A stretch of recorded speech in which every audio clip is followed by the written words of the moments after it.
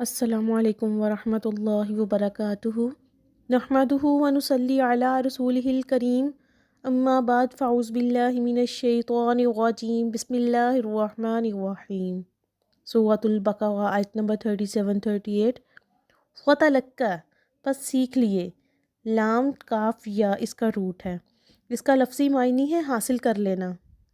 آدم حضرت آدم علیہ السلام نے من سے ربی ہی اپنے رب سے کلمات چند کلمات کس کی جمع ہے؟ کلمہ کی۔ کاف لام میم اس کا روٹ ہے۔ فتابہ پھر وہ مہربان ہوا، تا واو با اس کا روٹ ہے۔ علیہ اس پر، کس پر؟ حضرت آدم علیہ السلام پر۔ انہو بے شک وہ، ہوا وہی، التواب بہت توبہ قبول کرنے والا، الرحیم نہایت رحم والا، نہایت بہت زیادہ رحم کرنے والا۔ قلنا کہا ہم نے، اہبتو اتر جاؤ، منہا اس سے، جمیعاً سب کے سب، جیم میم عین روٹ ہے اس کا جیسے جماعت۔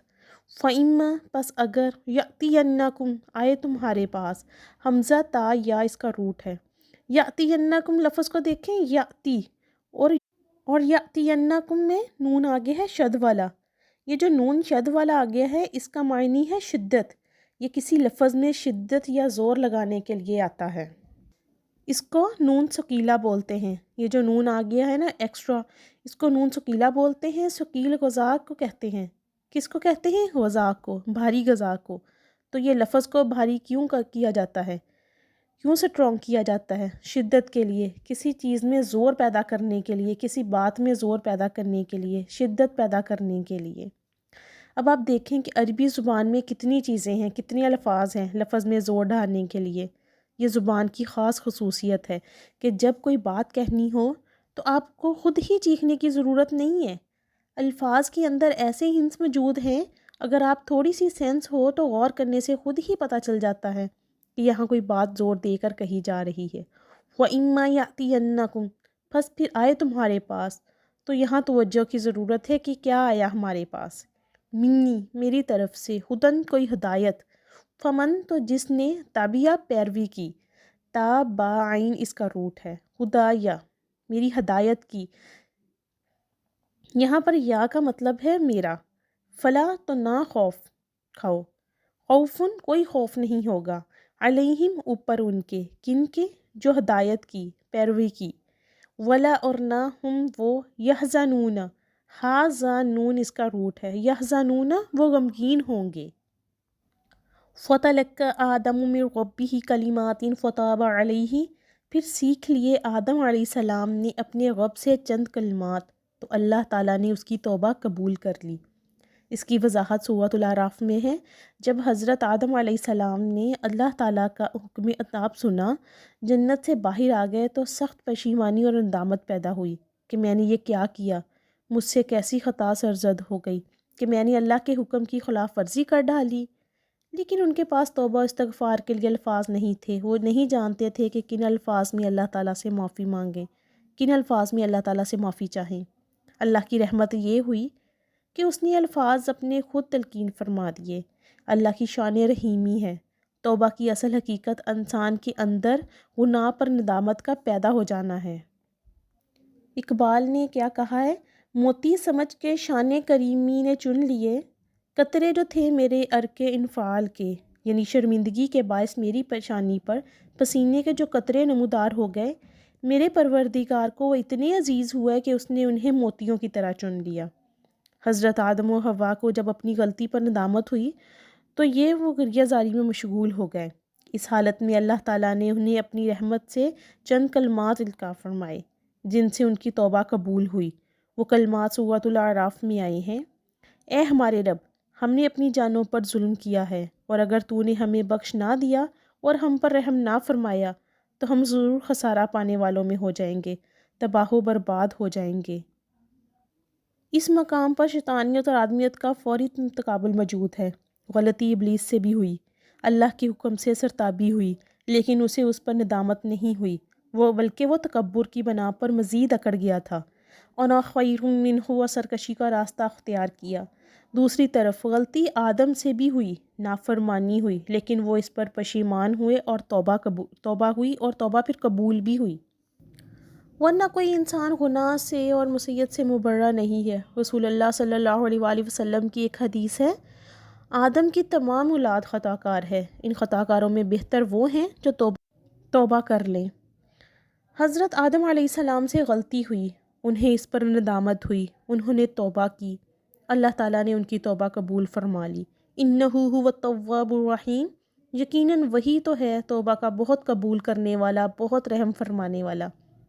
توبہ کا لفظ دونوں طرف سے آتا ہے، بندہ بھی تواب ہے۔ بندے نے خطا کی اور اللہ سے دور ہو گیا تو اللہ نے اپنی رحمت کی نگاہ اس سے پھیر لی، بندے نے توبہ کی تو اللہ پھر اپنی رحمت کے ساتھ اس کی طرف متوجہ ہو گیا۔ توبہ کے معنی ہے پلٹنا، بندہ معصیت سے توبہ کر کے اپنی اصلاح کی طرف، بندگی کی طرف، عطائیت کی طرف پلٹ آیا، اور اللہ نے جو اپنی نظر رحمت بندے سے پھیر لی تھی، اپنے شان غفاری اور رحیمی کے ساتھ بندے کی طرف توجہ فرما لی۔ اس کے لیے حدیث میں الفاظ آتے ہیں، اگر وہ میرا بندہ بالپشت پھر میری طرف آتا ہے تو میں ہاتھ بھر اس کی طرف آتا ہوں، اگر وہ ہاتھ بھر میری طرف آتا ہے تو میں 2 ہاتھ اس کی طرف آتا ہوں، اور اگر وہ چل کر میری طرف آتا ہے تو میں دوڑ کر اس کی طرف آتا ہوں۔